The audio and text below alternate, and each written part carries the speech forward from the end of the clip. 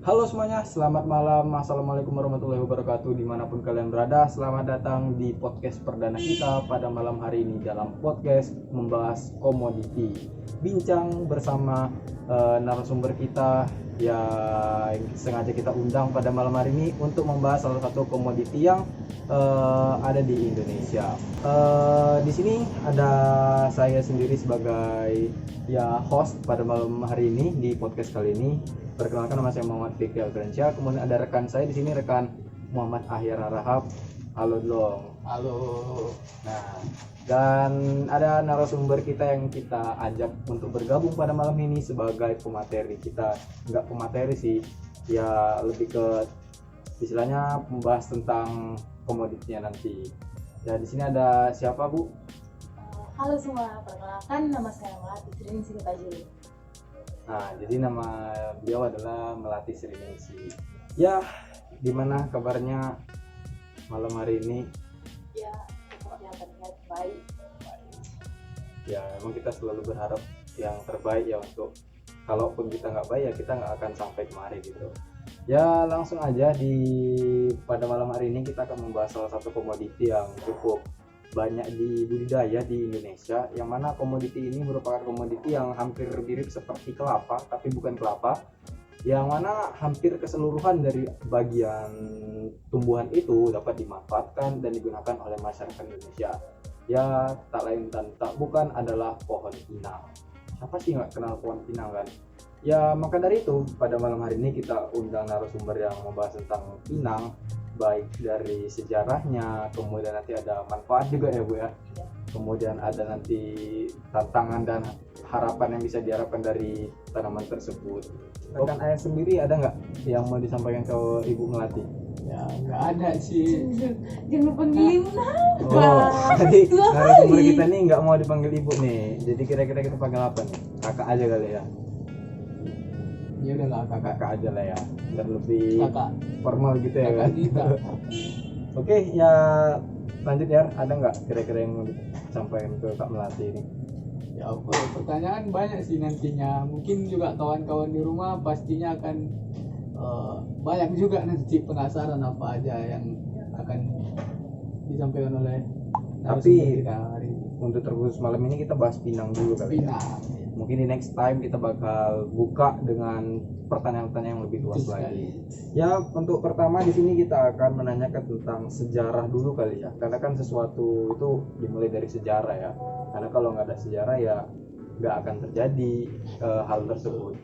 Untuk menurut narasumber sendiri, sejarah pohon pinang tuh dulunya dari mana sih? Untuk sampai sekarang ya, asal usul pinang itu belum diketahui pasti. Cuman tanaman ini diduga merupakan tanaman asli dari Asia Selatan. Penyebarannya meliputi Asia Selatan dan Asia Tenggara. Tapi untuk di Indonesia sendiri, awalnya dia cenderung tumbuh di Pulau Sumatera, Pulau Kalimantan maupun Pulau Jawa. Kalau daerah awalnya ada nggak di Indonesia itu, di mana dia daerah awalnya? Pada awalnya di Indonesia itu dari berbagai artikel yang saya baca ya, itu di Tanjung Pinang. Makanya dari mungkin ya, Tanjung Pinang ini ada nama Pinangnya juga ya. Juga ya. dahulunya di situ pertama kali ditanam. Ya, masuk akal juga ya kan, kenapa disebut Tanjung Pinang, karena awalnya itu di Indonesia Pinang di situ gitu ya. Sebelumnya saya sendiri pribadi juga belum tahu. Saya Iya. dengar Tanjung Pinang, rupanya sejarahnya juga dari pohon pinang juga ya. Sama, saya juga baru tahu ini ya, sama-sama belajar lah pada malam hari ini. Banyak ilmu yang dapat dari narasumber itu. Apalagi ya yang kita Ini yang jadi pertanyaan nih untuk kakak kita narasumber nih.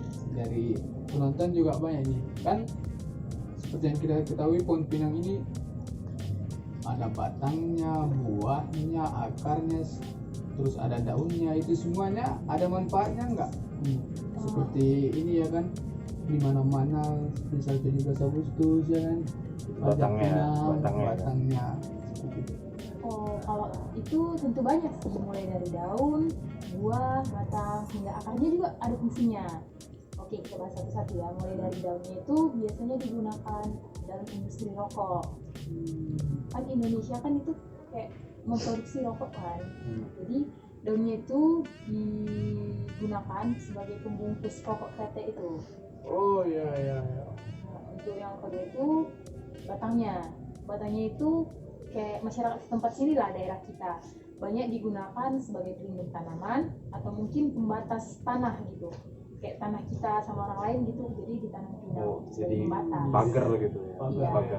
Pagar pembatas. Ya, selain itu juga itulah seperti yang tadi dibilang sering digunakan dalam 17 Agustus karena kan kayak batang pinang itu kan relatif tinggi, Iya. jadi digunakan untuk itulah panjat pinang. Tapi pinang-pinang tuh batangnya kuat juga ya kan? Kadang yang naik yang dewasa tuh 6 sampai 7 orang kan. 10 pun ada ping, 10 Iya. naik ke atas. Orang-orang pendek kan. Iya. Makanya kita bahas buahnya. Buah pinang itu sendiri banyak banget manfaatnya, kayak untuk melancarkan pencernaan, untuk menambah energi. Karena dalam buah pinang sendiri mengandung senyawa alkaloid alami. Jadi untuk yang terakhir nih, dari akarnya juga bermanfaat. Akarnya juga bermanfaat. Iya, semuanya itu dari ujung daun sampai akar nih bermanfaat semua. Akarnya itu kayak kalau kita ngunyah aja dikunyah gitu, itu bisa menjaga kebersihan gigi dan mulut. Tapi ada juga ya, kalau nggak salah ada tradisi tertentu yang mengunyah-ngunyah, katanya pinang masiri. Itu pinang tuh bagian apanya sih? Yang kalau dikunyah-kunyah itu loh, bagian buah ya kalau nggak salah, atau apa ya? Iya, kalau itu untuk bagian buahnya. Itu memang masih banyak sih daerah yang menggunakan tradisi itu. Selain itu juga kayak itu udah menjadi kebutuhan beberapa orang di suatu wilayah gitu. Termasuk ke adat juga ya. Iya, Ya, karena kayak orang Batak lah. Tradisi. Iya. Ada juga nih Kak pertanyaan.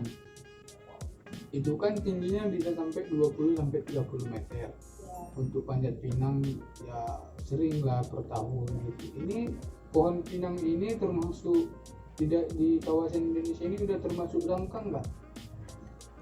Kalau dibilang langka sih enggak, Belum ya, belum. masih Karena banyak kan didapatnya. iya, justru penyebarannya itu semakin meluas. Dibudidayakan di Indonesia. Iya, termasuk di budaya juga.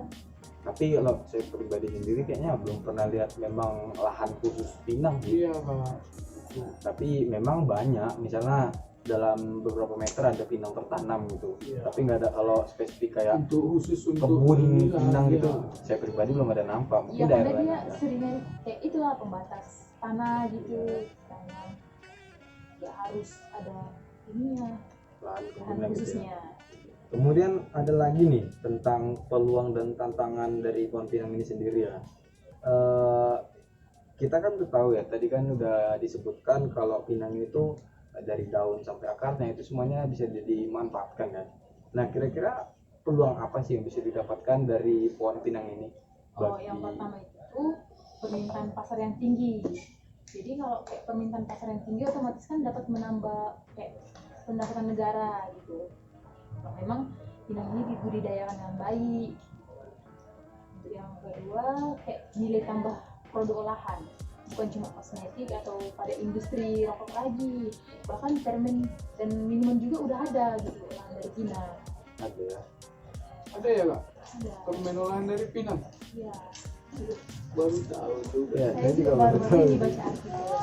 Penasaran juga bagaimana itu. Nanti kita coba. Coba lah. Saya juga belum pernah coba, nanti kita. Soalnya dari ginseng ada, dari kunyit Dari ada, kopi. nah, dari kopi juga ada. Ini saya baru tahu pinang juga Pinang ada. juga Gitu. ada. Nanti kita coba ya. Baru-baru ini ada perkembangan teknologi yang memproduksi pinang menjadi permen. Terus juga setelah dari tadi ada peluang ya, pasti kan ada hal buruknya ya, tantangannya kan. Ya semua komoditi pasti ada. Untuk pinang sendiri ini apa sih tantangannya? Kayak pertanian pinang itu jika tidak berkelanjutan dapat menyebabkan deforestasi pada tanah.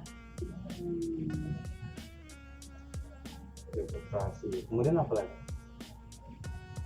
Kayak keterbatasan teknis dan pemasaran juga Bisa jadi sih, karena kan petani mungkin menghadapi tantangan dalam beberapa teknis seperti perawatannya kan, jadi mungkin kadang pinang nih ditanam tapi nggak dirawat, asal tanam aja gitu. ya tanam aja, jadi kayak bermanfaat gitu, malah kayak merusak karena kan akarnya akar serabut, akar kelapa gitu kan, jadi kan jadi merusak kayak tanam di sekitarnya.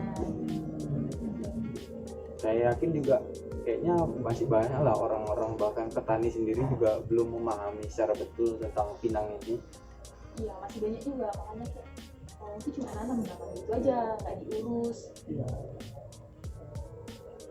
Tapi untuk pinang ini sendiri memang untuk kesehatan juga banyak sih khasiatnya. Karena di beberapa tempat ya kan ada warkop-warkop yang seperti mencampurkan pinang dengan puding, TST pinang. Oh, ada? Ada. Itu di daerah mana tuh? Di daerah mana Di nih? setiap Baru- daerah ada. Baru pernah dengar. Iya. Oh, dari air sendiri pernah minum nggak? Nah itu memang apa ditambahin pinang katanya tambah stamina. Itu pinang itu dalam bentuk apa tuh? Maksudnya pinang bulat itu dikupas atau apa gitu? Atau dalam udah bulat gitu.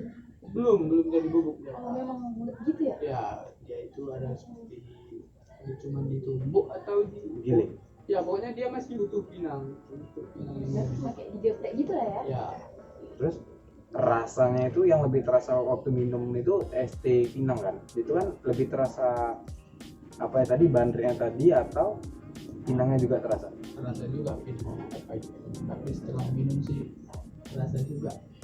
Jadi pengen coba nih. Baru tau juga. Ya setiap daerah ada TST pinang kan. Iya, tapi- Ada tren. Tidak tren ya. Selain dari TST tape, TST pinang ST tape juga ada. Beruntung juga datang ke sini ya, jadi sedikit sharing-sharing. Baru tau juga ada sharing gitu, coba nanti ya. Mungkin pikir ini peminat TST Wah, bisa nggak coba. minat saya, kalau saya minat ya tiap malam saya minum TST ya. Nah, jadi tadi kan kita udah bahas dulu kan tentang TST Pinang ya. Pinang ada juga permen. Nah, tadi. permen tadi juga kan. Dari rekan air tadi yang ngomong kayak gitu, jadi saya timbul nih satu pertanyaan. Dari komoditi pinang itu sendiri, ada nggak sih rekomendasi dalam pengembangan agribisnis jangka panjang ataupun jangka pendek? Oh, untuk rekomendasinya dari saya sendiri nih ada beberapa hal. Yang pertama itu peningkatan produktivitasnya, kayak penggunaan alat-alat teknologi gitu. Terus pemilihan varietas yang unggul, serta praktik pertanian yang berkelanjutan. Praktik pertanian berkelanjutan ini maksudnya kan kadang petani kayak sekali dicoba gagal langsung menyerah. Menyerah, Iya, iya. Ya, betul, sedangkan betul. kalau tanaman pinang ini cenderungnya dia tumbuh di iklim yang kayak tergolong Dingin. rendah, dingin gitu. Jadi kan otomatis kalau dia tiba-tiba perubahan cuaca kita nggak tahu kan gitu. Mungkin aja jadi orang itu mungkin langsung berhenti gitu, jadi berkurang gitu ininya budidayanya. Untuk yang berikutnya Disertifikasi, Halal Bepom. diversifikasi, diversifikasi gitu. diversifikasi. Biarkan aja. Jadi Mana boleh dibiarkan? Nggak apa-apa. Biarkan nanti dipotong. iya, Inilah. Berikutnya itu diversifikasi produknya, kayak meningkatkan produk olahan dari pinang sendiri. Tadi kan ada permen pinang, minumannya, untuk kosmetik, industri rokok, dan mungkin juga tadi yang dibilang akhir kayak TST itu. Nah, TST itu cukup kita. menarik juga. Ah, berarti ini harus wajib cobain Ya, ya. nanti jangan lupa diajak ya. Oh, yang terakhir tuh membangun kemitraan dan kolaborasi. Ya, itu maksudnya itu kayak antara petani, pemerintah, kayak pihak industri atau pengolahnya, Ya. atau mungkin ke pasar-pasar yang lebih luas gitu. Jadi memperkenalkan pinang ini sendiri. jadi Itu aja sih. dari ayah sendiri ada nggak pertanyaan sendiri? Ada sih pertanyaan untuk kakak ini. Jadi semakin kita mengenal pinang ini makin banyak pertanyaan, kan seru untuk mengenal pinang ini pasti. Ada pertanyaan. Jadi untuk pinang ini sendiri itu ada jenis-jenisnya nggak Kak? Atau pinang ini cuma satu jenis Iya juga. di Indonesia ataupun di Asia kawasan Asia ini seperti itu Kak? Oh, kalau untuk umumnya itu pinang ada 7 jenisnya. Ada 7. Iya, 7 jenis pinang. Dan yang pertama itu ada pinang betara. Biasanya itu cenderung tumbuh di daerah Aceh. Iya, pinang betara. Yang kedua itu pinang pandan wangi atau mengkonai. Ya, pinang seluang. Ketiga, keempat itu pinang bulawan. Keempat, pinang merah atau pinang raja. Keenam ada pinang hutan, dan terakhir itu pinang kelapa. Tapi pada umumnya sih cenderung orang nanam itu pinang kelapa. Umumnya lah ya. Kayak kan kayak pohonnya kan sering kayak sama gitu. Apa paling sering. Nah, Dayar, jadi ada 7 ya. 7. Ya, itulah tadi ada batara, ada kelapa, ada pinang merah kan. Ya, pinang merah itu salah satu kalau nggak salah daerah di Jambi tuh nggak salah. Jambi. Ya, kecamatan atau itu. Nah, itulah pokoknya. Intermezzo aja sih. Nama daerah ya? Ya, nama daerah. Ya, jadi itu udah menjawab belum? Enggak. Ya, mungkin itulah sedikit bincang-bincang kita tentang pohon pinang ya teman-teman. Komoditi pinang ini, mengingat komoditi pinang ini merupakan salah satu komoditi perkebunan lah, kalau nggak salah ya. Iya, Ya, dari perkebunan. Komoditi perkebunan yang kalau menurut saya masih sedikit dibudidayakan atau diolah oleh masyarakat. Karena yang umumnya kita ketahui itu ada sawit, kopi, kakao, karet. Kalau pinang ini masih istilahnya masih agak jarang lah dibahas untuk ya seperti itulah diolah.